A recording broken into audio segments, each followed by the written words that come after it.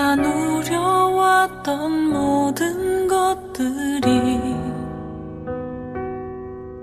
내가 지나왔던 모든 시간이,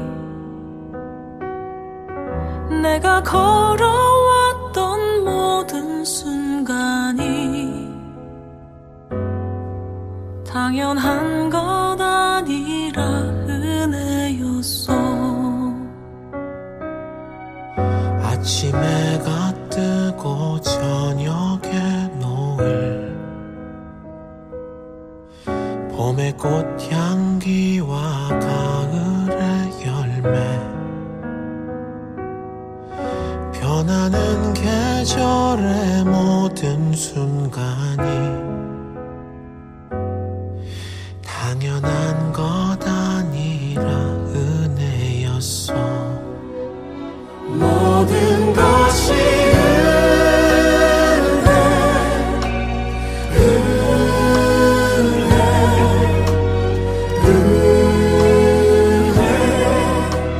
한없는 은혜, 내 삶에 당연한 건 하나도 없었던 것을, 모든 것이 은혜였소.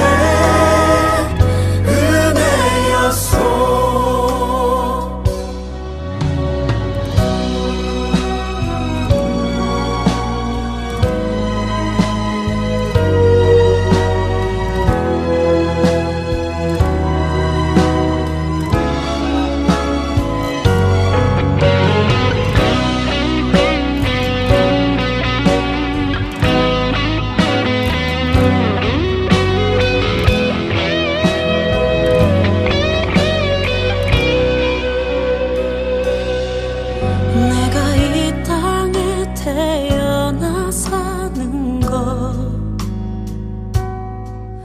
어린아이 시절과 지금까지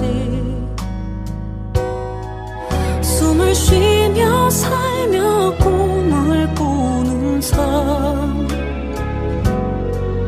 당연한 것 아니라 은혜였소. 내가 하나님의 자녀로 살며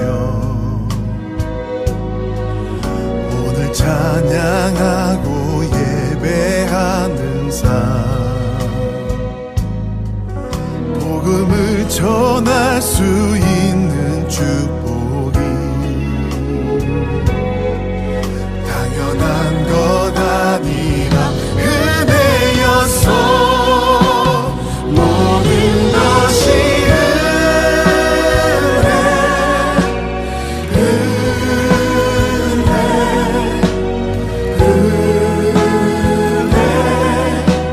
한없는 은혜, 내 삶에 당연한 건 하나도 없었던 것을, 모든 것이 은혜였소.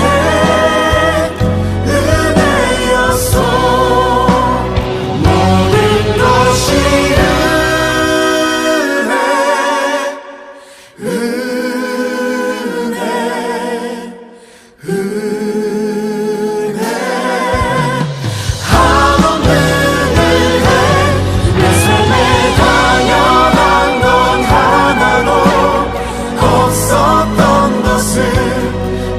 것이 은혜였소. 모든 것이 은혜였소.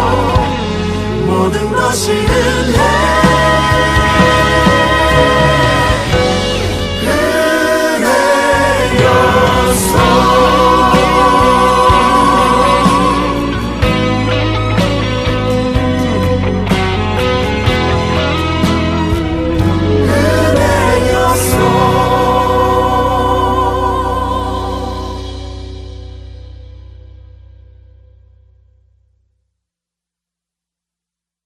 오늘 우리에게 주신 하나님의 말씀은 로마서 12장 1절에서 8절까지의 말씀입니다. 다 같이 화면을 보시면서 함께 읽겠습니다. 형제자매 여러분, 그러므로 나는 하나님의 자비하심을 힘입어 여러분에게 권합니다. 여러분의 몸을 하나님께서 기뻐하실 거룩한 산 제물로 드리십시오. 이것이 여러분이 드릴 합당한 예배입니다.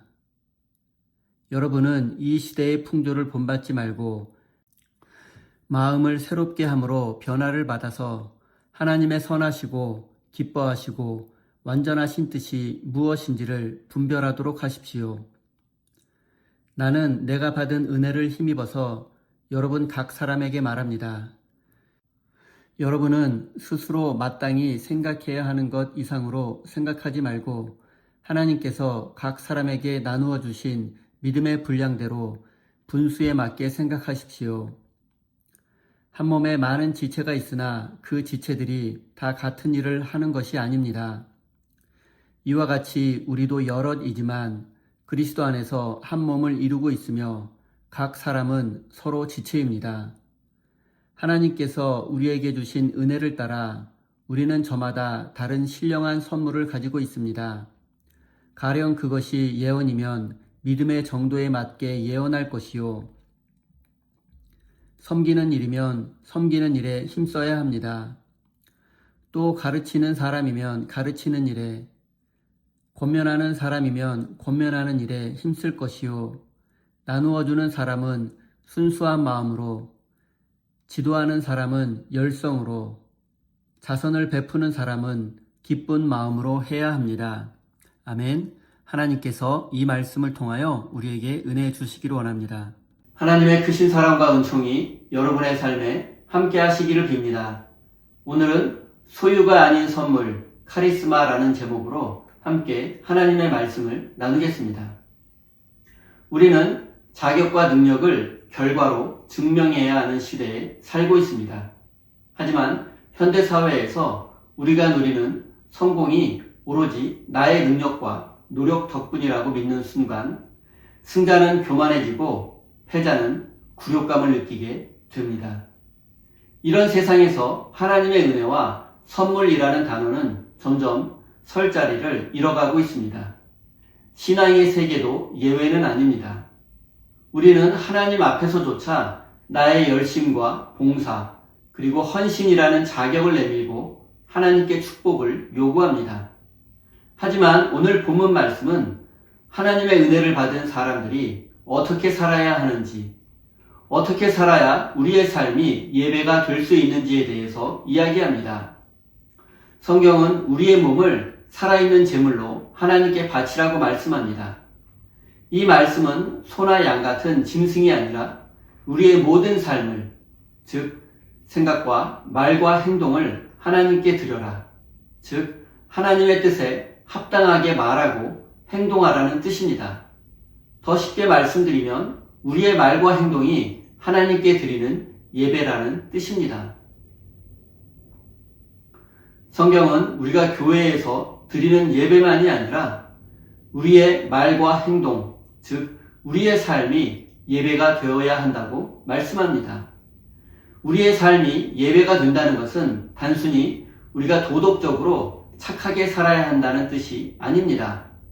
물론 그리스도인이 착하게 사는 것이 가치 있고 중요한 일이기는 하지만 그것이 기독교 신앙의 핵심은 아닙니다. 오히려 착하게 사는 것에 집중하고 착한 사람이 되는 것에 집착한다면 우리는 어쩌면 바리새인과 같은 율법주의자가 될지도 모릅니다. 3절입니다. 나는 내가 받은 은혜를 따라서 여러분 각 사람에게 말합니다. 여러분은 스스로 마땅히 생각해야 하는 것 이상으로 생각하지 말고 하나님께서 각 사람에게 나누어 주신 믿음의 분량대로 분수에 맞게 생각하십시오. 성경은 우리에게 자신을 과대평가하지 말고 믿음의 분량에 따라서 분수에 맞게 생각하라고 말씀합니다. 성경은 하나님의 은혜와 은사라는 말을 구분해서 사용합니다. 은혜는 주로 구원을 의미하고 은사는 각 사람에게 주어진 하나님의 독특한 선물을 의미합니다. 은혜는 헬라어로 카리스인데 이 은혜를 받았다고 하면 보통 하나님의 사랑과 구원을 받았다는 것을 의미합니다.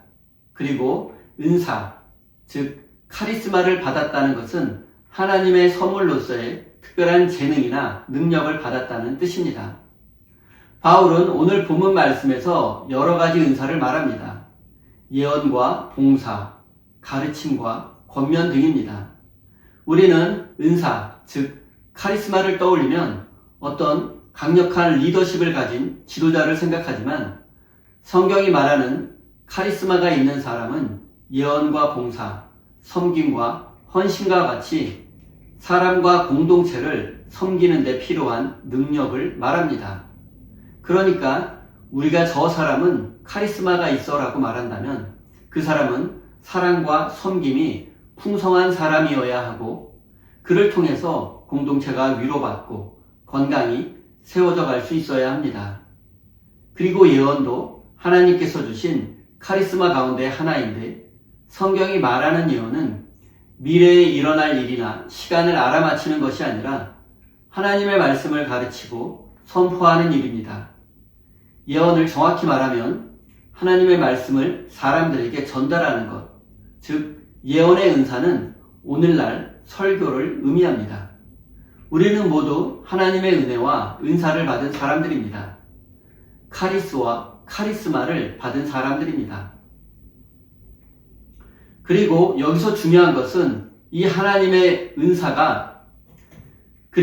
여기서 중요한 것은 이 하나님의 은사의 주인은 우리가 아니라 하나님이라는 점입니다. 하나님께 받은 은사, 특별한 재능과 능력 등은 나의 소유가 아니라 하나님의 것입니다.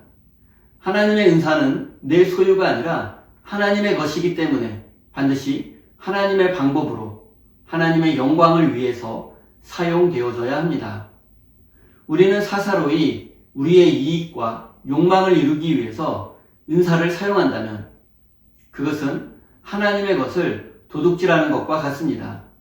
그리고 더 중요한 것은 하나님의 은사는 그것이 어떤 것이든 동일하다는 사실입니다.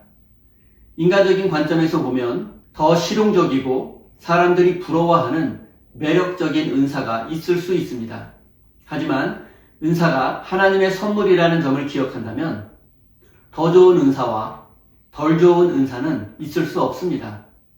하나님께서 주신 것은 모두 동일한 가치를 가지고 있습니다. 사람들은 좋은 것과 나쁜 것을 구분합니다. 또 좋은 것과 더 좋은 것도 구분합니다. 그런데 현실적으로 우리는 서로 다른 은사를 하나님으로부터 받았습니다.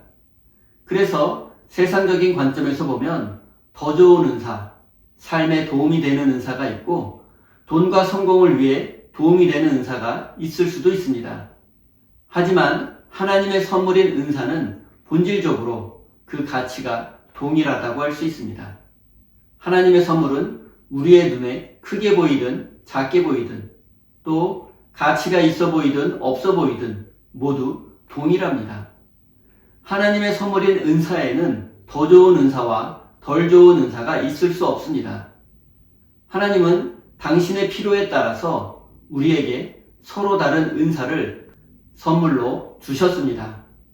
세상은 카리스마를 권력이나 특별한 능력 또는 남다른 매력 등으로 해석합니다. 그래서 더 큰 카리스마를 가진 사람을 높여주고 부러워합니다. 하지만 하나님의 선물인 카리스마에는 우열이 없고 오직 차이만 있을 뿐입니다. 그렇기 때문에 우리는 나와 다른 카리스마, 나와 다른 은사를 가진 사람을 부러워할 필요가 없고 또 내가 특별한 은사를 가졌다고 우쭐대거나 자랑해서도 안 됩니다. 사랑하는 성도 여러분, 우리가 자신을 과대평가하거나 열등감에 빠지는 이유는 내가 가진 카리스마의 근원을 하나님이 아닌 나의 소유로 착각하기 때문입니다. 카리스마는 내가 잘나서 얻은 능력이 아니라 하나님께서 잠시 나에게 맡기신 선물이라는 사실을 잊지 않는다면 우리는 자랑할 일도 없고 열등감에 괴로워할 일도 없을 것입니다. 이제 다양한 카리스마를 가진 성도들이 어떻게 한 몸을 이루는지 알아보겠습니다. 4절, 5절입니다. 한 몸에 많은 지체가 있으나 그 지체들이 다 같은 일을 하는 것이 아닙니다.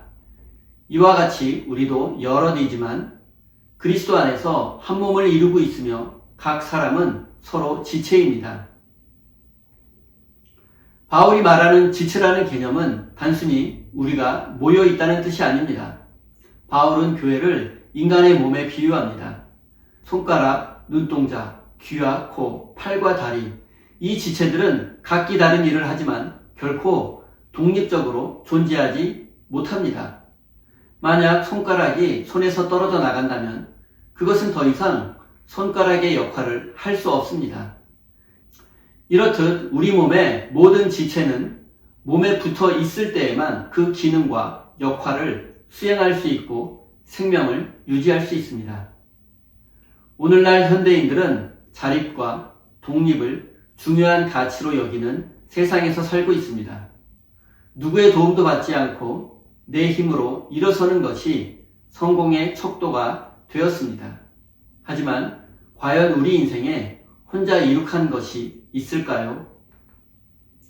세상에서 가장 큰 나무로 알려진 레드우드 나무는 키가 100m까지 자라지만 그 큰 키에 비해서 뿌리는 그리 깊지 않습니다. 고작 2, 3m의 깊이가 전부입니다.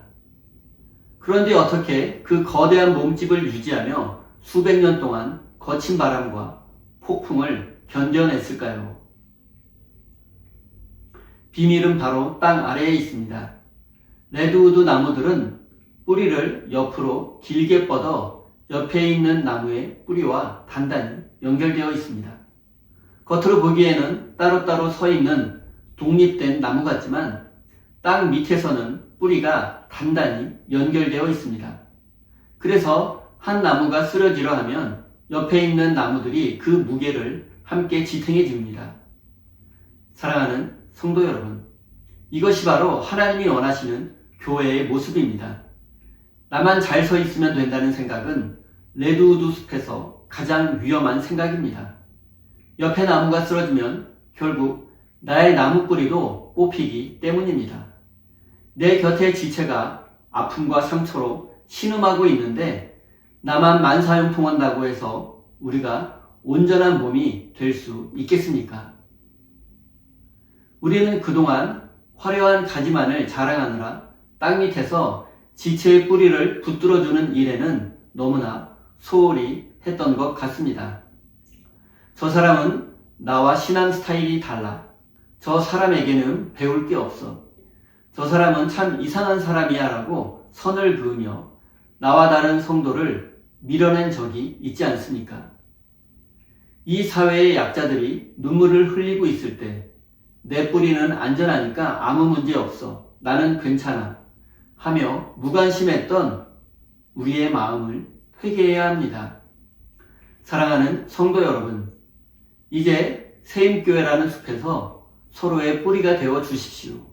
그래서 서로 사랑하고 섬겨주며 서로를 위해서 기도해주는 믿음의 동역자가 되어 주십시오. 그럴 때 우리 세임교회는 사랑이 가득한 하나님의 숲이 될 것입니다. 사랑하는 우리 세임교회 성도 여러분, 이제 나만의 성벽을 허물고 서로의 뿌리가 되어주는 사랑의 숲을 만들어 가십시오. 또한 우리의 모든 말과 행동이 하나님이 받으시는 산 제물이 될 때 비로소 우리는 그리스도 안에서 온전한 몸이 된다는 사실도 잊지 마십시오.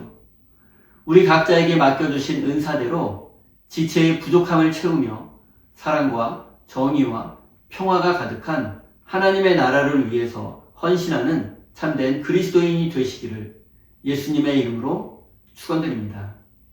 우리 다 함께 주신 말씀 가슴에 새기며 기도의 자리로 나아가겠습니다.